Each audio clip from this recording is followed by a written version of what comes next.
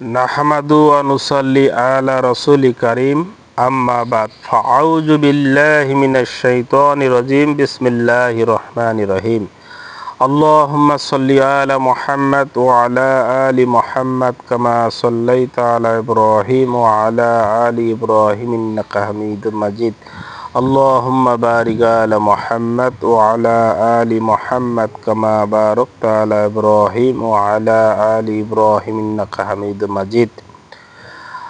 আজকে আমি আপনাদের সামনে আসলাম।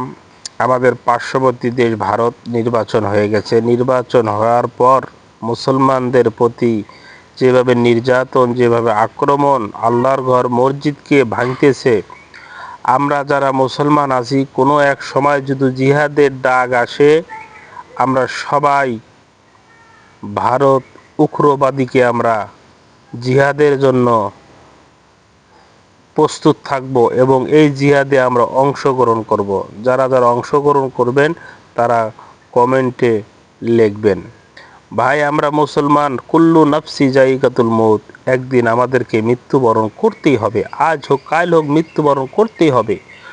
আমরা আল্লাহর ঘর মসজিদের ভাঙতেছে, মুসলমান ভাইদের প্রতি আঘাত করতেছে, মা বোনদের প্রতি নির্যাতন করতেছে, কবরে পর্যন্ত আগুন দিচ্ছে। আমাদের যদি জিহাদের ডাক আসে আমরা অবশ্যই জিহাদ করব, এতে যদি আমাদের জীবন যাবে। যারা জিহাদের জন্য প্রস্তুত আছেন তারা কমেন্টে জানাবেন ইনশাআল্লাহ।